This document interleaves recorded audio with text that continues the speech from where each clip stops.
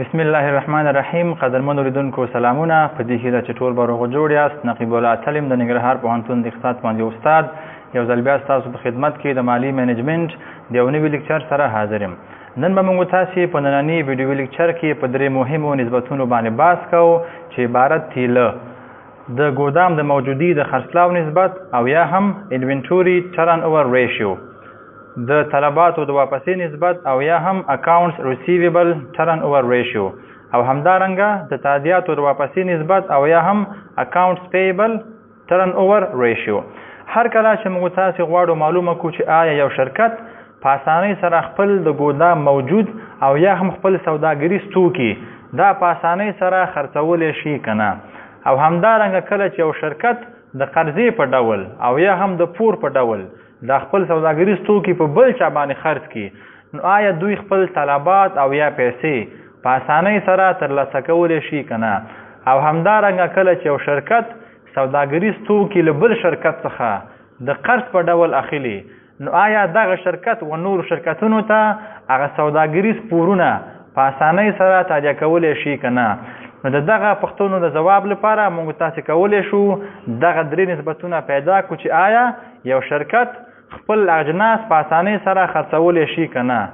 آیا یو شرکت د خپل طلبات یا پیسې له نورو خلکو څخه په اسانۍ سره ترلاسه کولی شي که نه، او آیا یو شرکت د خپل سوداګریز پورونه په اسانۍ سره تادیه کولی شي که نه، چې اوس موږ تاسې په دغه هر نسبت باندې تفصیلي په مثالونو کې بحث کوو.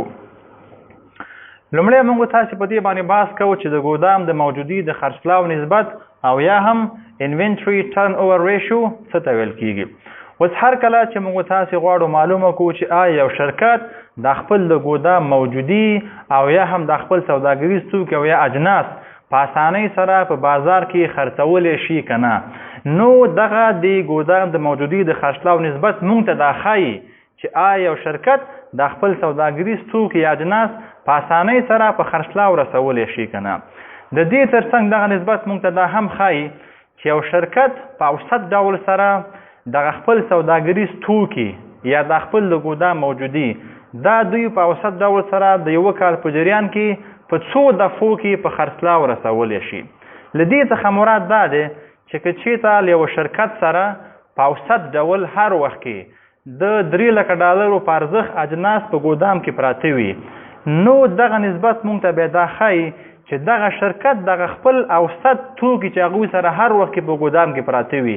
د هغې په ارزښت توکي دوی په کال کې څو ځله خرڅولی شي، یا هغه توکي دوی په کال کې څو دفعې خرڅولی شي. نو څومره چې یو شرکت په کال کې د خپل سوداګریز توکي زیات ځلې خرڅ کړي، معنا بیا دا وي چې دلته د شرکت دغه ګودام له اجناسو څخه ډک وي، دا دوی غونډ خرڅوي، بیا نور اجناس راوړي د ګودام کې چې بیا یې خرڅوي. نو څومره چې دغه شرکت د خپل اجناس زیات خرڅولی شي هغومره د شرکت ګټور دی. د دې ترڅنګ دغه نسبت موږ ته دا هم ښایي چې یو شرکت په اوسط ډول سره چې هر کله دوی د خپل سوداګریز توکي په خرڅلاو باندې رسوي، نو په اوسط ډول سره څو ورځې پس یو شرکت کولی شي د خپل سوداګریز توکي په خرڅلاو باندې خرڅلاو ته وړاندې کړي. نو په مجموع کې دغه نسبت موږ ته دا ښایي چې آیا یو شرکت د خپل سوداګریز توکي اجناس په اسانۍ سره خرڅولی شي که نه، او یا هم یو شرکت په یوه کال کې څو ځلې د خپل سوداګریز توکي په خرڅلاو رسولی شي، او یا هم یو شرکت په اوسط ډول سره د یوه کال په جریان کې هر ځل د خپل سوداګریز توکي څو ورځې پس په خرڅلاو رسولی شي. چې اوس موږ تاسې په مثال کې په دې لا هم رڼا اچوو. اوس هر کله چې موږ تاسې دغه انوینټري ټرن اوور ریشیو پیدا کوو، نو د هغې دپاره موږ تاسې 2 ارقامو ته اړتیا لرو چې یو رقم یې د خرڅ شویو توکو مصرف او یا هم کاست اف ګوډ سول دی، او بل رقم یې سوداګریز توکي او یا هم د ګودام موجودي او یا هم انوینټري ده. نو هر کله چې موږ تاسې دغه نسبت پیدا کوو، نو دغه 2 ارقام موږ تاسې دا ډول د شرکت د مالي حسابونو څخه راخلو، هغه یو پر بل باندې ویشو او له هغې څخه موږ بیا دغه نسبت ترلاسه کولی شو. اوس که چېرته موږ تاسې سره دغه معلومات وي چې د مالي کال په شروع کې دغه شرکت سره څومره سوداګریز توکي وو، او اوس د مالي کال په اخره کې څومره سوداګریز توکي ورسره دي. نو بیا موږ تاسې کولی شو د هغې هغه اوسط سوداګریز توکي یا ایوریج انوینټري پیدا کړو. نو دلته موږ کولی شو په مخرج کې بیا هغه د اوسط انوینټري څخه هم استفاده وکړو. خو که چېرته موږ سره هغه معلومات نه وي نو بیا موږ ګورو چې مالي حسابونو کې اوس فعلا څومره انوینټري هغې ځای کې ذکر ده، نو موږ یوازې کولی شو له همغې څخه دلته استفاده وکړو. اوس کله چې موږ دغه د خرڅ شوي توکو مصرف دغه د ګودام په موجودي باندې تقسیم کو، نو دا موږ ته ښایي چې دغه شرکت دغه خپل سوداګریز توکي په کال کې څو ځله په خرڅلاو رسوي یا دوی څو دفعې د خپل توکي په خرڅلاو رسولی شي. نو دغه د کراتو شمېر یې موږ ته له دې لومړي فرمول څخه په لاس راځي. که موږ داسې فرض کړو چې اوس یو شرکت دی، هغوی یو ګودام لري او په دې کې تقریبا د $1 په ارزښت توکي ځایږي، نو اوس ممکن دغه شرکت دغه ټول ګودام د کال په شروع کې د اجناسو څخه ډکي او دا ټول په خرڅلاو ورسوي، بیا دوی دا ګودام ډکوي بیا په خرڅلاو رسېږي، همدغه شان دا تکراریږي. نو موږ فرض کوو چې دغه شرکت په کال کې 6 ځلې کولی شي دغه خپل سوداګریز توکي په خرڅلاو باندې ورسوي. نو دغه نسبت موږ تاسو ته دا ښایي چې یو شرکت په کال کې معمولا څو دفعې د خپل سوداګریز توکي په خرڅلاو باندې رسولی شي. اوس کله چې موږ تاسو بیا دا معلومول غواړو چې دغه شرکت هر ځلې کله دغه سوداګریز توکي په خرڅلاو رسوي، نو په اوسط ډول سره یو شرکت څو ورځې پس کولی شي دغه خپل سوداګریز توکي خرڅلاو ته وړاندې کړي. نو کله چې موږ هغه ورځې پیدا کوو نو دلته موږ تاسې بیا د دغه لاندې فرمول څخه استفاده کوو چې دا موږ ته به انوینټري ټرن اوور ان ډیز دا په لاس راکوي چې دلته موږ د کال ورځې 365 راخلو او همغه د ګودام د موجودي د خرڅلاو نسبت چې هر شی راغلی او په هغې باندې ویشو. چې اوس موږ تاسې دغه دواړه په یو مثال کې روښانه کوو. نو که دغه موږ تاسو د یو شرکت د مالي حسابونو له جملې څخه انکم سټیټمنټ یا د ګټې او تاوان صورت حساب فرض کړو، نو دلته په دې کې به دغه د خرڅ شوي توکو مصرف یا کاست اف ګوډ سولډ واضح لیکل شوی وي چې د دې شرکت د خرڅ شوو توکو مصرف $15,000 دی. همدارنګه په بیلانس شیټ کې به دا خامخا ذکر وي چې د دې شرکت سره په ګودام کې څومره توکي اوس پراته دي، د هغوی سوداګریز توکي اوس څومره دي. نو دلته به د بیلانس شیټ دغه د شتمنۍ په اړخ کې د جاري شتمنۍ په کټګورۍ کې دغه انوینټري او یا هم سوداګریز توکي یا د ګودام موجودي خامخا ذکر وي. نو موږ تاسې همدغه دواړه ارقام راخلو او دنه په استفادې موږ تاسې کولی شو دغه انوینټري ټرن اوور ریشو په اسانۍ سره پیدا کړو. په فرمول خو موږ تاسې مخکې بحث وکړو چې موږ د خرڅ شوو توکو مصرف راخلو د ګودام په موجودي باندې ویشو. نو چون په دغه مثال کې د خرڅ شوو توکو مصرف $15,000 دی او د سوداګریزو توکو هغه ارزښت یا د ګودام موجودي ارزښت $3,00,000 دی، نو دلته موږ دا 15,000 راخلو په 3 باندې ویشو. نو د دې نه موږ تاسو ته انوینټري ټرن اوور او یا هم د ګودام د موجودي د خرڅلاو نسبت ترلاسه کیږي چې هغه 15 دی. اوس په دې باندې بحث کوو چې دا 15 څه معنی. له دې 15 څخه مراد دا دی چې چون دلته د شرکت سره اوس فعلا په ګودام کې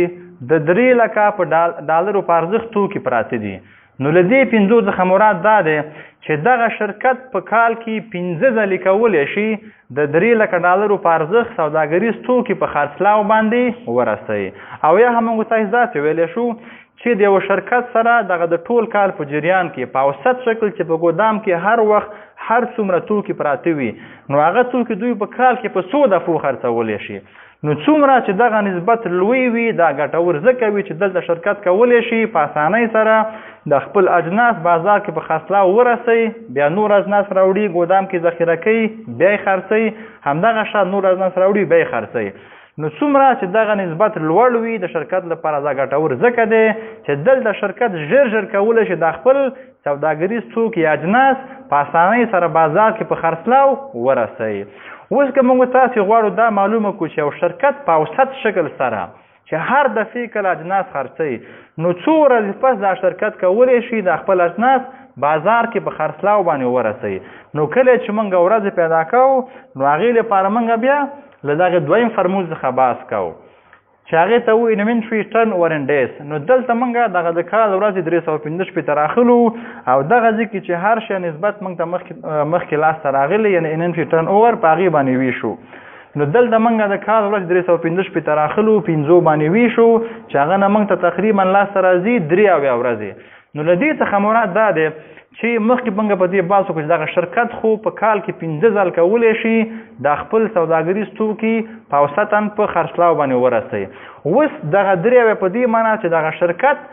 په اوسط شکل سره چې هر کله دوی کله خرڅلاو کوي نو دوی 3 ورځې پس کولی شي د خپل اجناس خرڅلاو ته وړاندې کړي. نو څومره چې اوس دغه ورځې کمې وي د شرکت لپاره ګټور ځکه وي چې دغه شرکت کولی شي په ډیر کم وخت کې د خپل سوداګریز توکي یا اجناس په بازار کې په خرڅلاو ورسوي. اوس هر کله چې یو شرکت کمپیریزن کوي له خپل پخواني وخت سره او یا هم په اړوند انډسټري کې له بل شرکت سره نو دلته شرکت د خپل دغه نسبت کوي چې له نورو سره مقایسه کوي. اوس که فرض مثال بخوا د یو شرکت دغه نسبت او یا 100 ورځې اوس 3 ورځې په دې معنی چې اوس دغه شرکت د بخوا په پرتله کولی شي ژر د خپل اجناس په خرڅلاو باندې ورسوي. خو که فرض مثال دغه موده پخوا 10 ورځې اوس 3 ورځې په دې معنی چې دغه شرکت د بخوا په څیر د خپل اجناس اوس ژر په خرڅلاو نشي رسولی. نو له دې څخه په استفادې موږ تاسې کولی شو دغه خپل اوسنی حالت د پخواني سره مقایسه کړو او یا هم د خپل اوسنی حالت د نورو کمپنیو د اوسني حالت سره مقایسه کړو تر څو موږ پوه شو چې آیا موږ د خپل سوداګریز توکي په اسانۍ سره ژر په خرڅلاو رسولی شو او که نه. اوس موږ تاسې په دغه دویم نسبت باندې بحث کوو چې عبارت دی له د طلباتو د واپسي نسبت او یا هم اکاونټس ریسیویبل ټرن اوور ریشیو. مخکې موږ تاسې په دې باندې بحث وکړو چې یو شرکت په اوسط شکل سره په کال کې په یو ځل څو ورځې پس د خپل اجناس په خرڅلاو رسولی شي. اوس ممکن دغه شرکت خپل اجناس په نقد خرڅ کړي وي ممکن دی په قرض خرڅ کړي وي. نو که چېرته په نقد خرڅ کړي وي طبعا پیسې به په همغه وخت کې لاسته راشي. خو کله چې یو شرکت د خپل سوداګریز توکي یا اجناس په قرض خرڅوي نو دلته اوس سوال دا دی چې آیا دغه شرکت دغه خپل طلبات یا هغه پیسې چې مشتریانو باندې قرض پاتې آیا هغه پیسې دوی په اسانۍ سره ترلاسه کولی شي که نه. نو د همدغې لپاره موږ تاسې بیا د طلباتو د واپسي د نسبت او یا هم اکاونټ ریسیویبل ټرن اوور ریشیو څخه استفاده کوو. نو دغه نسبت موږ ته ښایي چې آیا یو شرکت د خپل طلبات یا په مشتریانو باندې باقي پاتې قرض پیسې هغه دوی په اسانۍ سره ترلاسه کولی شي که نه. همدارنګه دغه نسبت موږ ته دا هم ښایي چې یو شرکت د یوه کال په جریان کې د قرض په شکل څومره خرڅلاو ترسره کړی وي هغه ټولې پیسې دوی په څو دفعو کې یا په څو کارتو کې یا په څو ځلو کې لاسته راوړي. په همدغه شکل دغه نسبت دا موږ ته هم ښایي چې یو شرکت هر کله د قرض په شکل اجناس په بل چا باندې خرڅوي نو دوی په اوسط شکل څو ورځې پس دغه خپلې پیسې یا خپل طلبات له مشتریانو څخه لاسته راوړلی شي. نو په خلاص شکل سره دغه نسبت موږ ته دا ښایي چې آیا یو شرکت له مشتریانو څخه هغه خپل طلبات په اسانۍ سره ترلاسه کولی شي که نه. او همدارنګه چې هر کله یو شرکت د قرض په شکل په یو چا باندې جنس خرڅوي نو دوی څو ورځې پس کولی شي د خپلې پیسې له مشتریانو څخه لاسته راوړي. اوس هر کله چې موږ تاسې د طلباتو د واپسي نسبت پیدا کوو نو د هغې لپاره موږ تاسې 2 ارقامو ته اړتیا لرو چې یو د خرڅلاو حاصل او یا هم سیلز ریونیو ده او بل هم طلبات او یا هم اکاونټس ریسیویبل دی.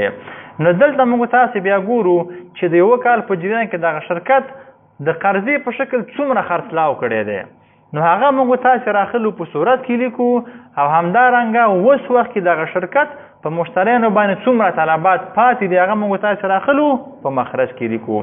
اوس کله چې موږ تاسې د یو شرکت مالي حسابونه تحلیل کوو دغه نسبت پیدا کوو نو که چېرته هغلته په انکم سټیټمنټ کې دا واضح ذکر شوي وي چې دغه کال دغه شرکت په دغه مربوطه کال کې ټول دومره خرڅلاو کړی دی خو د هغې د جملې څخه دومره خرڅلاو د قرضې په شکل کړی دی. نو دلته موږ تاسې یوازې هماغه د قرضې خرڅلاو حاصل راخلو دلته لیکو ځکه که یو شرکت په نغده شکل خرڅلاو کړی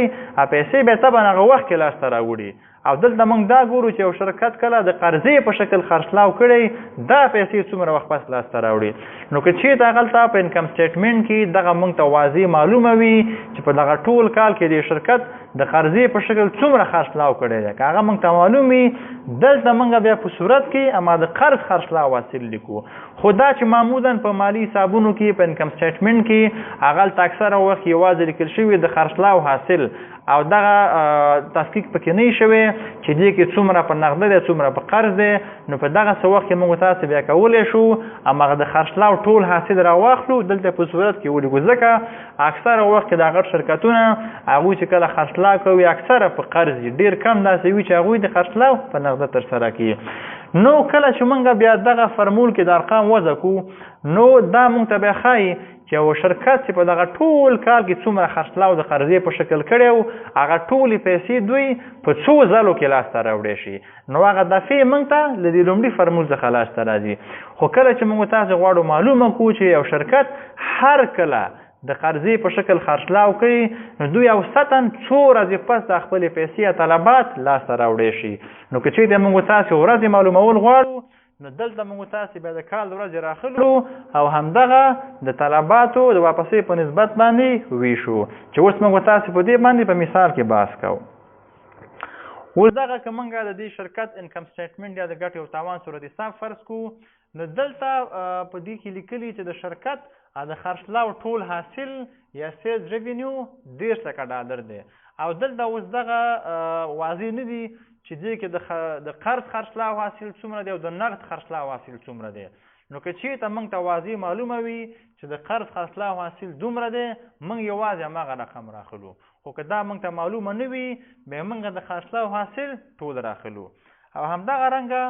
دلته په بیلانس شیټ کې دغه د شتمنۍ په اړخ کې بیا په جاري شتمنۍ کې هغه د طلباتو مقدار او یا هم اکاونټ ریسیویبل خامخا لیکلی چې دغه شرکت اوس وخت کې په مشتریانو باندې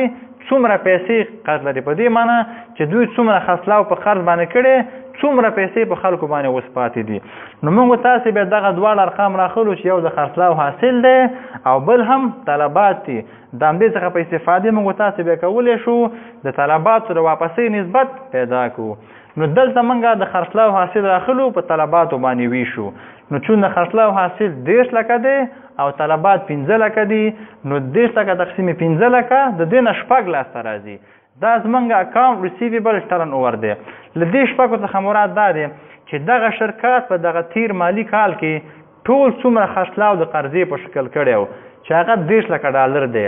نو دا چې اوس $15 لکه په خلکو باندې اوس هم قرض پاتې دي نو دا 6 موږ ته دا ښایي چې دغه شرکت دغه څومره خرڅلاوي چې کړی دی هغه ټولې پیسې دوی اوسطا په 6 دفعو کې لاسته راوړی شي. نو څومره چې اوس دغه نسبت زیات وي د دې معنا دا ده چې دغه شرکت یعنی څومره خرڅلاو چې کوي دوی ژر هغه پیسې لاسته راوړي. خو څومره چې دغه نسبت کم وي معنا بیا دا چې دغه شرکت نشي کولی ژر د خپلې پیسې لاسته راوړي. نو دا نسبت خو 6 راغی په دې معنا چې دغه شرکت د خپل خرڅلاو حاصل د یو کال په جریان کې اوسطا په 6 دفعو کې لاسته راوړی شي. اوس که موږ دا ګورو معلومه کړو چې آیا دغه شرکت چې کله د قرضې په شکل خرڅلاو چا باندې وکړي نو دوی اوسطا څو ورځې پس د خپلې پیسې لاسته راوړي. نو که چېرې موږ دغه ورځې معلومول غواړو نو بیا موږ د کال ورځې په همدې نسبت باندې ویشو. نو که چېرته موږ اکاونټ ریسیویبل ټرن اوور ریشو ان ډیز یا په ورځو کې معلومو نو موږ بیا دغه د کال ورځ 315 راخلو همدغه د طلباتو د واپسې په نسبت باندې ویشو. نو 315 تقسیم 6 چې د هغه نه لاسته راځي تقریبا 1 ورځې. نو دا په دې معنا سره چې دغه شرکت په دغه تیر مالی کال کې چې هر کله په یو چا باندې اجناس په قرض خرڅول نو دوی دغه خپلې پیسې په اوسط شکل سره یا معمولا 1 ورځې پس بیرته لاسته راوړلې. نو څومره چې اوس دغه ځای کې دا موده کمه وي دا شرکت ګټور ځکه دی چې دا شرکت ژر یا په اسانۍ سره کولی شي د خپل طلبات یا پیسې له مشتریانو څخه لاسته راوړي. نو دلته هم موږ تاسې کولی شو بیا خپل دغه نسبت له نورو شرکتونو سره مقایسه کړو چې آیا نور شرکتونه د خپلې پیسې زر لاسته راوړي که موږ یې ژر لاسته راوړلی شو. همدارنګه موږ خپل دغه نسبت کولی شو د پخوانیو کلونو سره مقایسه کړو چې موږ د خپل طلبات پخوا څو ورځې پس ترلاسه کول او اوس یې موږ څو ورځې پس ترلاسه کوو. دلته یوه خبره مهمه دا ده چې هر کله شرکتونه د قرضې په شکل بل چا باندې اجناس خرڅوي نو دلته به د خرڅوونکي شرکت د قرضې یو لیمیټ یا حد ټاکي چې ته به دومره وخت پس د خپلې پیسې ماته راکې. لکه اوس فرض مثال دی شرکت هغه لیمیټ 90 ورځې، په دې معنی چې دوی معمولا 90 ورځې پس د خپلې پیسې خلکو نه اخلي، شرط یې همدغسې دی. نو که دا نسبت یو شپېته راشي په دې معنی چې دا شرکت اوس هم ښه دی، ځکه دوی کولی شي په هغه ټاکلي وخت کې د خپلې پیسې لاسته راوړي. خو که فرض مثال دغه شرکت هغه کریډټ لیمیټ یا هغه شرایطو کې داسې لیکل شوي چې مشتری به موږ ته یو میاشت پس خپلې پیسې تادیه کوي، او دا نسبت یو شپېته ورځې په دې معنی چې دغه شرکت په خپل ټاکلي وخت سره د خپلې پیسې له مشتریانو څخه لاسته راوړلی نشي. اوس موږ تاسې په دغه دریم ډول باندې بحث کوو چې عبارت دی له د تادیاتو د واپسې نسبت او یا هم اکاونټ پیبل ټرن اوور ریشو. مخکې خو موږ تاسې په دې باندې بحث وکړو چې یو شرکت د خپل سوداګریز توکي اجناس معمولا څو ورځې پس په خرڅلاو رسولی شي، او بیا که چېرته په قرض یې خرڅ کړي وي نو هغوی د خپل طلبات معمولا څو ورځې پس ترلاسه کولی شي. دلته اوس موږ تاسې په دې باندې بحث کوو چې که چېرته یو شرکت دغه سوداګریز توکي اجناس له بل شرکت څخه د قرض یا پور په ډول اخیستي وي، نو دا شرکت دغه خپل سوداګریز پورونه څو ورځې پس بیرته تادیه کولی شي، او آیا دغه شرکت د خپل پورونه په اسانۍ سره واپس تادیه کولی شي که نه. نو هر کله چې موږ د یو شرکت د سوداګریزو پورونو د تادیې وړتیا پیدا کوو نو د هغې لپاره موږ بیا د اکاونټ پیبل ټرن اوور ریشو څخه استفاده کوو. نو دغه نسبت موږ ته دا ښایي چې آیا یو شرکت د خپل سوداګریز پورونه په اسانۍ سره تادیه کولی شي که نه. دا نسبت موږ ته دا ښایي چې دغه شرکت په یوه کال کې معمولا څومره سوداګریز توکي د قرضې په شکل خریداري کړي یا پرچیز کړي وي، نو دوی هغه ټولې پیسې معمولا په څو دفعو کې واپس پاري یا په څو کرتو کې واپس پاري. همدارنګه دا موږ ته ښایي چې هر کله دغه شرکت د یو بل شرکت څخه د قرضې په شکل سوداګریز توکي اجناس اخلي، نو دوی هر ځلې معمولا څو ورځې پس دغه سوداګریز پورونه واپس تادیه کوي. نو اوس موږ تاسو په دې باندې بحث کوو چې موږ دغه نسبت څنګه پیدا کوی شو او د هغې هغه نسبت څه معنا ورکوي. نو کله چې موږ دغه د تادیاتو د واپسې نسبت او یا هم اکاونټ پیبل ټرن اوور ریشو پیدا کوو نو د هغې دپاره موږ تاسې دوه ارقامو ته اړتیا لرو چې یو ټوټل کریډټ پرچیزز او یا هم مجموعي قرض خریداري ده، او بل هم اکاونټ پیبل او یا هم سوداګریز پورونه دي. اوس که چېرته یو شرکت د قرض په ډول د بل چا څخه بالکل اجناس نه اخلي، دا معنا چې دوی همیشه خریداري په نقدو پیسو باندې کوي، نو دغسې وخت کې موږ دا نسبت بیا نه پیدا کوو، ځکه